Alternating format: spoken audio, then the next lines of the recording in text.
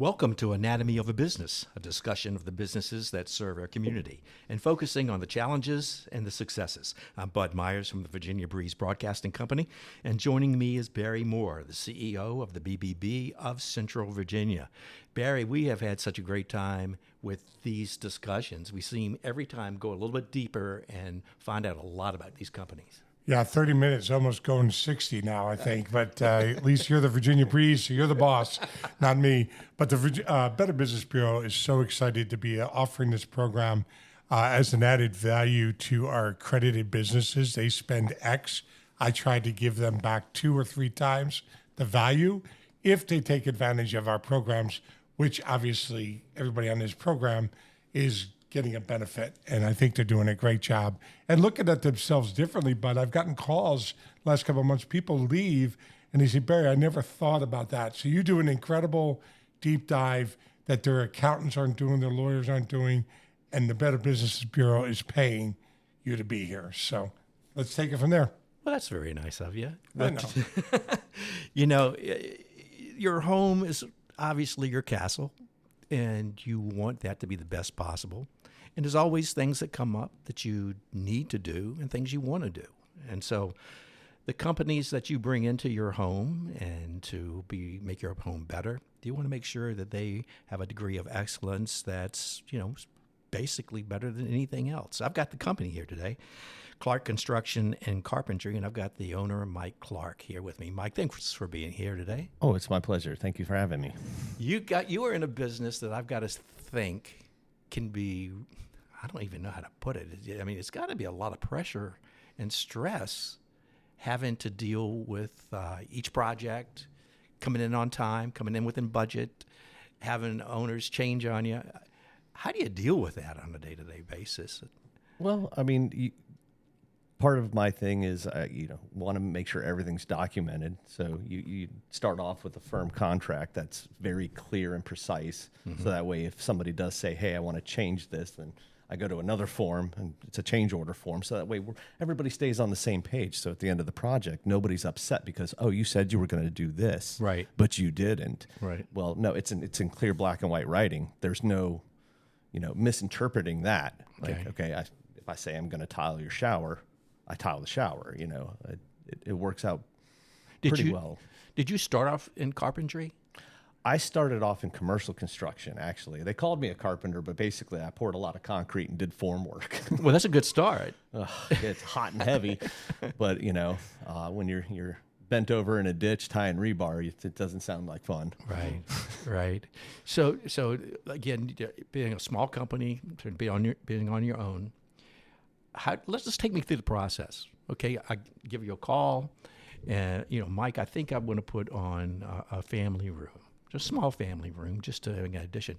What's that process? What do we go through? Well, typically I'll come to your house. We'll meet and greet. We'll take a look at the scope of the work that you want done. And how does that present itself to you?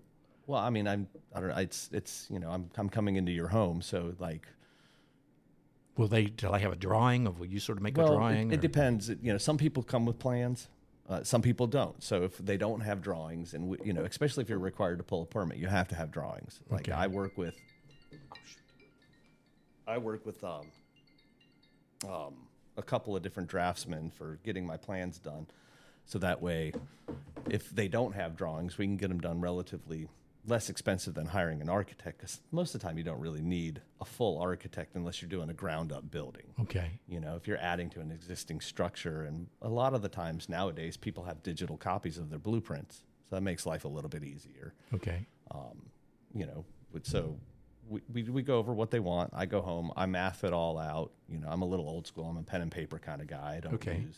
I probably could utilize a program or two, but I don't know. I feel it's just as simple to handwrite it out. And then I email them the estimate, and we go from there. Like, if they like my pricing, I get them on the schedule, and we get it rolling. When there's different elements of that, let's say, for instance, there's tile or there's just something there.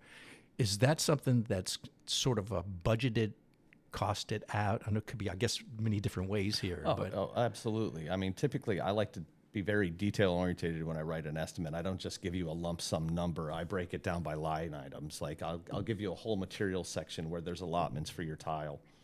There's allotments for plumbing fixtures, toilets, vanities, all that down the line. So you know where the money's going. And you know if you're going to overspend in some area Right. because Well, say you see your wife something, wants this. Say you see something you like way better. Well, that's just a variance. Okay? Right. We figure it out, you know. Right. It's just simple subtraction and addition, really, at that point. Like, okay, well, you spent more than this, so this gets added on the end. But there's no question about it. That's the thing. Right. You got it out right. there. It's right there, black and white. You know, I mean, Does that happen most of the time that you have these changes, or people pretty much? I'd say 50-50. Some people like to go under because then it's a little bit less at the tail end of the project, or some people just they got to have what they got to have, and then it turns into a little bit more.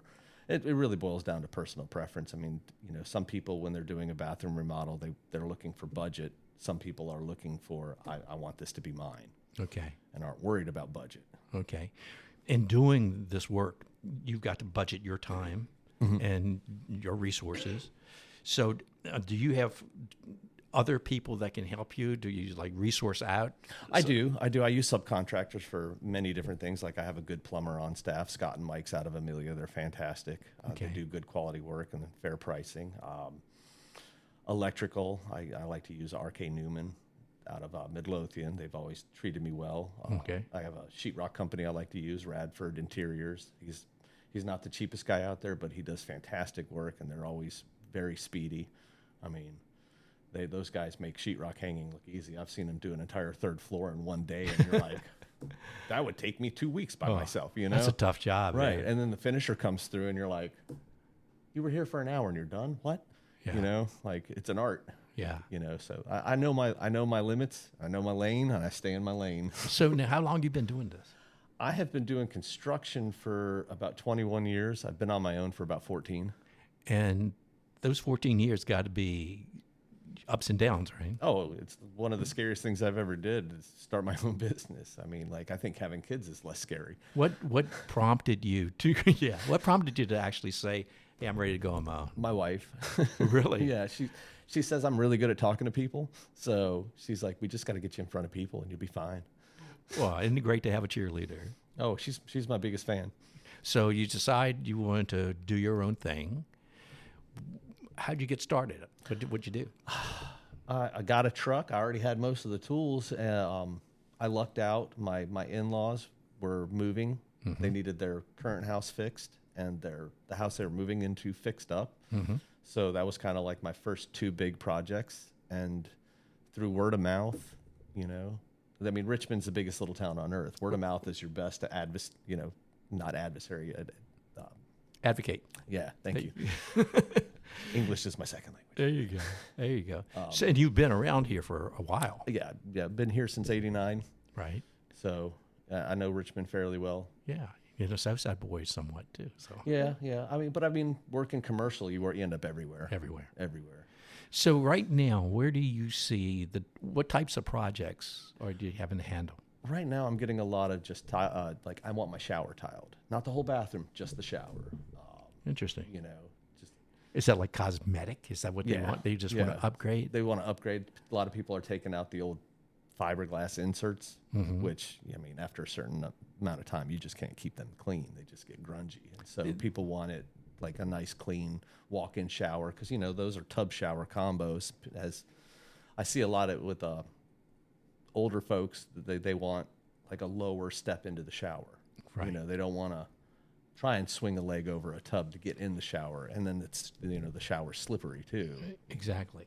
Well, that's the whole aging in place scenario. Is that we want to stay in our homes longer, and so we've got to customize our homes to that. Right. Right.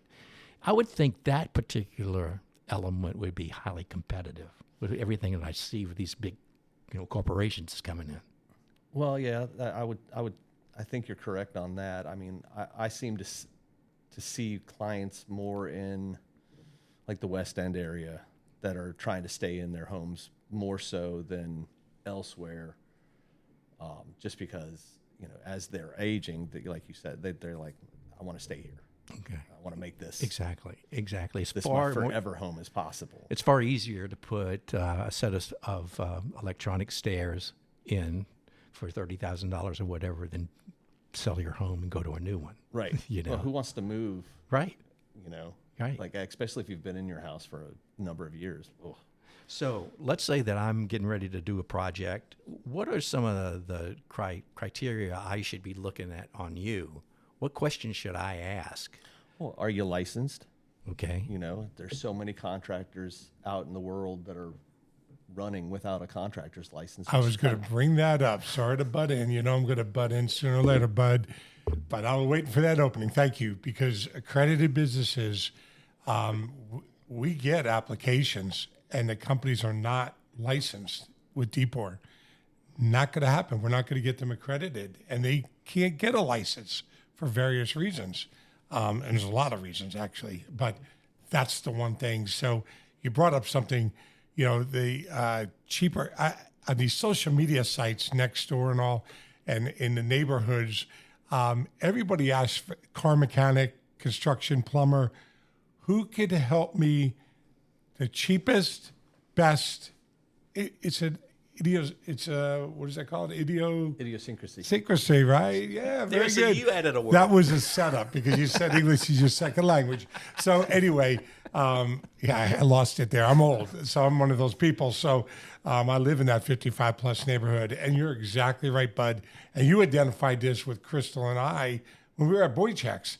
The marketplace, BBB accredited businesses, if they would listen, come in and talk with us. Come talk to you. The marketplace is people 60 and above. That's where all the money is right now. And people leaving their homes to go to a 55 place like mine, great strategy, but these are no bargains. The 55 plus, they're hitting you hard.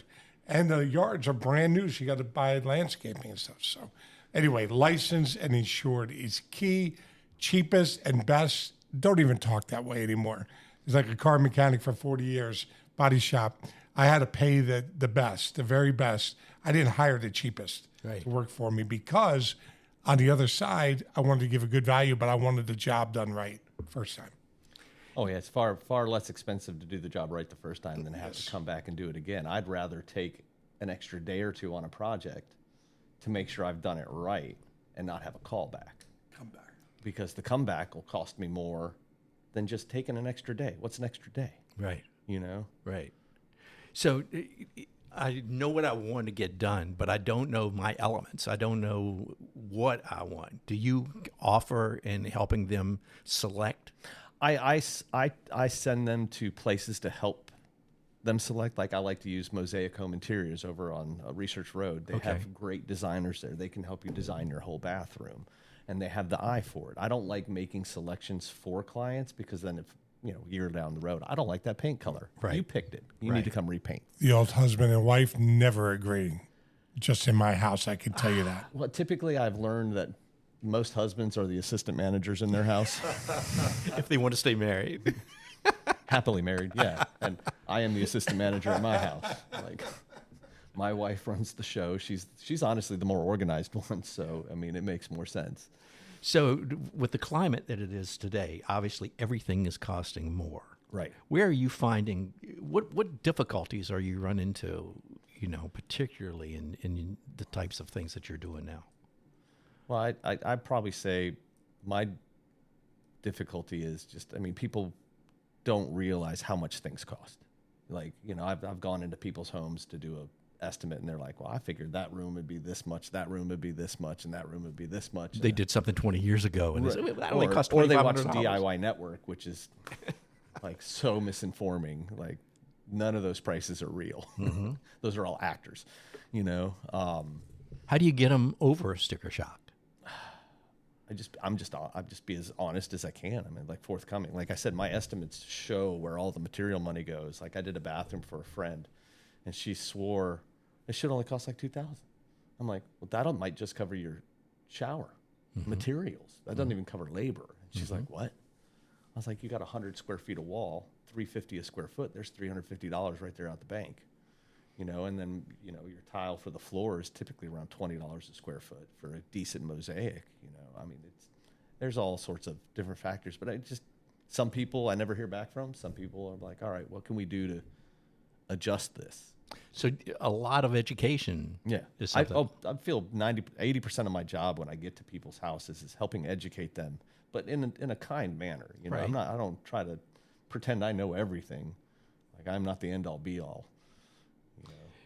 So, sticker shock. I mean, let's just talk specific to that. Where do you sort of draw the line to say you really can't do that? You know, no, you're asking me to do something that's just too cheap. It won't be the quality. I honestly, I don't really, most of the time, if people have sticker shop, I almost never hear back from them. Okay. You know. Okay. And some clients be like, well, what can we do to work this number out? I was like, well, there's a lot with the selections. My labor isn't going to change. Mm-hmm. You know, I think I'm very competitive in my rates as far as for what I know how to do. I mean, you're not paying me really much more anymore for my time. You're paying me for my knowledge base, because there really isn't anything in a house I can't do. Okay. I mean, there's certain things I'm not allowed to do, obviously, because I'm not licensed for, but if I don't know how to do it, I know somebody who does. Are you finding that the government process or to get approvals or applications and that sort of things, are they holding up pretty much as far as? Well, it depends on the county. That's a county to county thing. Like, if I'm pulling a permit in Amelia County, I can almost guarantee I'm going to get it back in 5 to 7 days, because they're not building like Powhatan. Powhatan at one point had like a 3-month delay on getting a permit. Wow. Because they were just booming, especially right after 288 was built. Like, it was a floodgate, and everybody wanted to move to Powhatan. And then COVID hit, and everybody really kind of bugged out of the city to the counties. You know, they were like, you can't find property. You can't find property in Amelia. It goes up, it's sold. Yeah. So is there not a timetable? I know this all changes, but when somebody says, I'll have a project, should they be expecting several months to delay, or just a timetable to get out front of it? It depends. I guess that's kind of a project to project base. I mean, if you're doing a big addition, you can expect that to take a little bit longer. Whereas if it's like a bathroom where you're just doing the shower, nothing's moving. I mean, tile is considered like wallpaper. It's an application. It's non-structural. So, you know, your bathroom, your tub is staying exactly where it's supposed to be. There's no permit required to install the tile. You know, You're not changing any plumbing. You're not moving any plumbing. So there's no reason for the county to get involved. I mean, although some counties would probably beg to differ, because I know Henrico tries to get you to pull a permit if you're pulling 2 foot by 2 foot of sheetrock off the wall, which is like, what? Really? That seems like a money grab by the county. Yeah. Yeah. But that's really interesting with you talking about Powhatan being that kind of growth and that kind of timetable. I would never have considered that. You know, usually when somebody comes, you want something, you want it now. You know, that the relatives are coming in from Michigan. Right. You know. Right. I need this done before Thanksgiving. Right. But I guess we have to worry a little bit about other things, not just your time. Right. So other things. Well, I mean, it's not always just your time. And say the products that they like are special order. Well, then you normally almost have a 2 to 5 week lead time. You know, especially if you're ordering windows, doors, things of that nature. Okay, so I ask you what they should be asking you. What should they have done before you see them? I mean, have a basic idea or concept of what they want. You know, like, do you want a new vanity? Do you want a new toilet? Do you want to do a granite top? Do you want to buy something from Lowe's that's all in one? You know, are you moving the electrical? Are you changing your lights? And then really it boils down to picking colors and tile. And I always tell people, pick your granite before you pick your tile. Great. Because it's way easier to match tile to a granite selection than it is the other way around. To Bud's point, do you ever get on a job or a sit, if you will, meeting these clients, and you fire the client? Do you ever get, and maybe you don't call it that because you're politically, maybe you're just a nice guy, but in the car business, we had to fire customers. It was okay. We didn't do it often, but sometimes there's just some people. And I see that the BBB at bbb.org, based on complaints and reviews, some people are just relentless. They want to complain about everything. You're not that guy. I would not want to hire you or see you waste your time or reputation. And I could already tell you're not that guy. You're the professional I want to hire. I mean, in my years of doing this, I mean, typically, if you get a feel for people, and like most of the time when I get across somebody like that, I mean, like I pretty much know that they're probably not going to hire me regardless of what I do.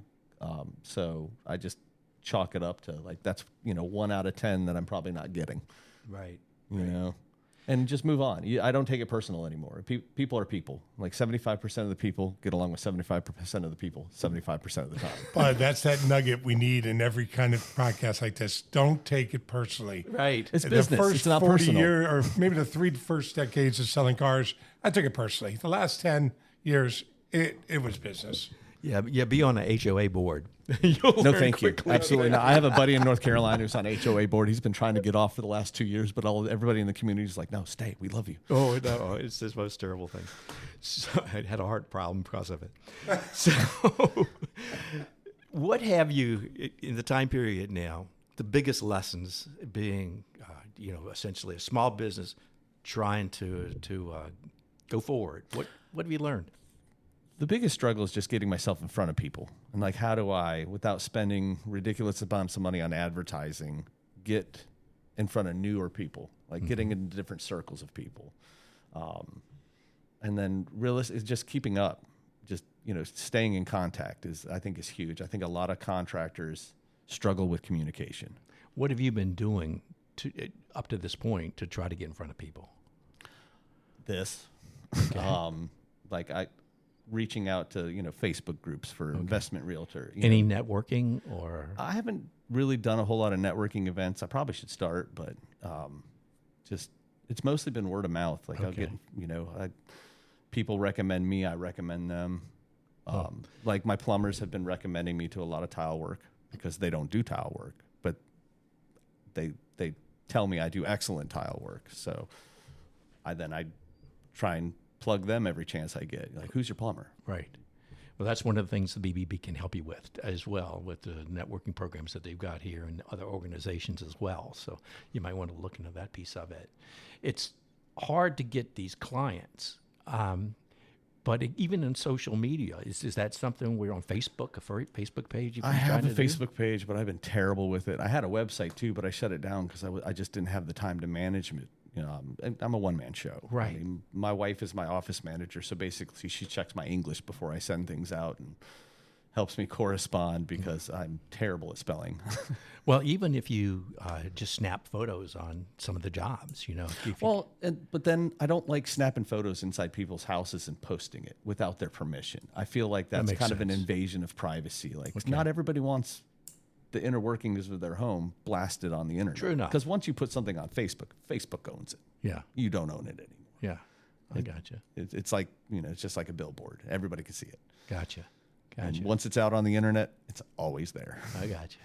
So as you go forward now, everybody's got where they think they would want to be in 5 years or whatever. Do you have any ideas where you'd want to expand your business or? Honestly, I kind of like where I'm at. You know who you are and where you want to be? Yeah, I kind of I like to stay kind of right where I'm at. I honestly want to branch into another business. I like brewing beer. So I see your cap, Dare to Brew Differently. Yeah. Or different. Yeah. So I actually did go back to school and got my professional beer brewer certificate from U of R. My wife started it all. She got me a beer brewing kit for my 40th birthday, and I'm hooked. I think your wife's trouble. She is. She's She awesome. gets you into this. Well, she has horses. I brew beer. Okay. Pretty good trade. Okay. So as you go forward, you if you could get more clients, at least get more clients on an ongoing basis, how do you think, would you bring more people in? Would you have that, or how do you think you would handle that? If I got to the point where I needed to, I would. The fun part's vetting and making sure, everybody will tell you they know how to do everything, but do they really? Right. Proof is in the pudding. So, a lot of people like to fake it till they make it, which I've never agreed with because it shows up real fast. Okay. Okay. So where would you say are your strengths right now? Where would you say if somebody wants to hire you, this is where you can say, hey, this is my strength. This is my forte. Bathrooms, kitchens, anything tile related and carpentry related are really, really my strong points. Okay. I feel like I excel at tile. Okay. It's also kind of instant gratification. You put in a nice tile job and everything's nice and flat and lined up well, and then you look at it and go, dang, that looks good. Yeah, you can also probably give them, especially people that are aging in place at home, a lot of different ideas about all of the different handles and showers. Oh, right. Well, yeah, grab bars, zero entry showers, things like that. Yeah. The stone base, the cobblestones or whatever they're called, river rock or whatever. Yeah. Incredible. Really? We built our house with that. They You feel, might want to get Del They Perro. feel great on the feet, but Unbelievable. they will eat up some grout though. Is there any concern, and this is, the one greatest problem that folks who are aging in place have is falling. Right. So is there any way or things that could be done or you keep in mind in building the area like the bathroom? Well, you want to make sure the tile selections that they aren't slick. But Like, that's a the lot of first people, thing I would yeah. think. Well, and even if they do pick a tile that's slick, they do make coatings you can put on that are clear that add grip. I Okay. mean, I've built a couple of handicap showers and help people make selections to make their life easier after the fact. My job is to help you make your life easier, not harder. Is that something too that shower stalls could actually be wider? Oh yeah, yeah. I've been taking a lot of those corner tubs that you see in some of these houses, turning those into big walk-in showers with zero curbs, so you can, if you ever have to have a help getting in there, you have already easier there. access. Yeah. Right. Yeah, and I would think the other thing, which a lot of people don't talk about, is the corners on their vanities. If you're going to fall, you don't want to go into that corner. Right? Well, when I typically do most of my bigger custom bathrooms, I like getting like granite remnants for the vanity tops, and I always make sure there's a nice round corner on there, because even walking and you bump into that, if you're moving and you hit it with your hip, that hurts. Yeah, there's so many ways that you can make your home more of a castle and something that you can be proud of and to be more beneficial to you in the long run in your life. And what Mike Clarke does is whatever he does, he makes sure that you're happy with it and it's going to be done right. And that's what Clarke Construction and Carpentry is all about. Mike, thanks for being here with us. Really My appreciate pleasure. it. Thanks for having me, guys. Guys, thank you for listening today to Anatomy of a Business. I'm Bud Myers with Barry Moore of the BBB. Till next week, bye-bye.